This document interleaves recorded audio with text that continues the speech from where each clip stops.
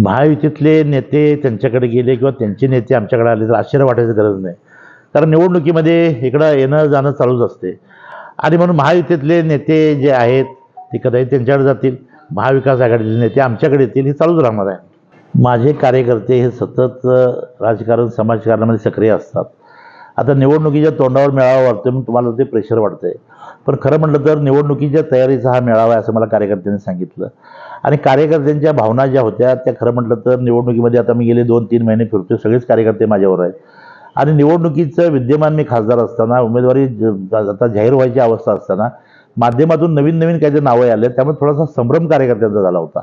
आणि म्हणून सर्व कार्यकर्त्यांनी एकत्र येऊन आपण एखादी मिटिंग घेऊया आणि हा संभ्रम दूर करून आपण कामाला लावूया या भूमिकेत हा मेळावा घेतला. मी 100% उमेदवार असणार आहे, कारण मी विद्यमान खासदार आहे.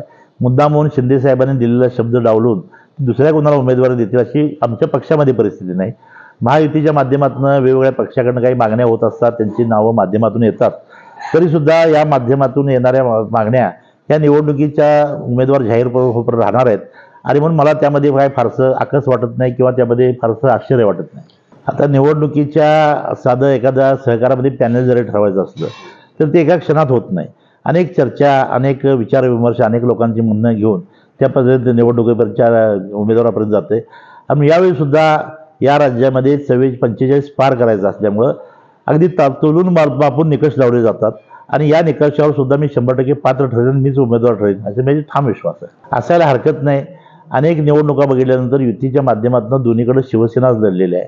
आता यावेळी केंद्रात मोदी साहेबांचं राज्य आहे, अमित शहांचं गृहमंत्री आहेत आणि भारतीय जनता पक्षाचं संघटन आता वाढलेलं आहे.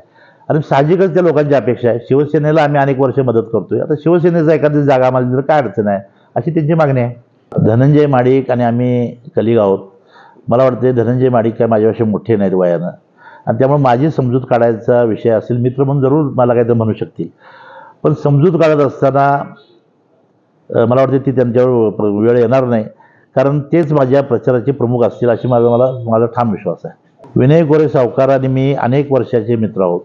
ज्यावेळी मी विद्यार्थी दशेपासून राजकारणाची सुरुवात केली त्यानंतरच्या काळामध्ये शिवाजी विद्यापीठाच्या निवडणुका, त्यामध्ये विनय कोरे सावकार हे माझे मित्र म्हणून सहभागी असायचे. त्यानंतर युवक चळवळीच्या माध्यमातून काम केलं, त्यावेळी सुद्धा ते माझे सहकारी होते आणि गेले अनेक वर्ष वेगवेगळ्या माध्यमातून आम्ही एकत्रपणानं काम करतोय. कालची जी भेट झाली ती मित्र म्हणून झाली आणि विशेषतः सध्याच्या काळामध्ये महायुतीमध्ये असलेल्या जनस्वराज्य पक्षाचे ते संस्थापक आहेत, प्रमुख आहेत आणि एक प्रमुख घटक आहेत. आणि म्हणून वारंवार ज्या निवडणुक्या काही घटना घडतात त्यावेळी माझं फोनवरून त्यांच्याबरोबर सातत्यानं बोलणं असतं. पण काल त्यांच्या विभागामध्ये गेले असताना, सावकार त्यांच्या ऑफिसमध्ये असताना भेटणं हे मला गरजेचं वाटलं. त्या दृष्टीने भेट झाली. भेट ही माझी नेहमीच होत असते, चर्चा माझी नेहमीच होत असते, त्या पद्धतीत चर्चा आहे.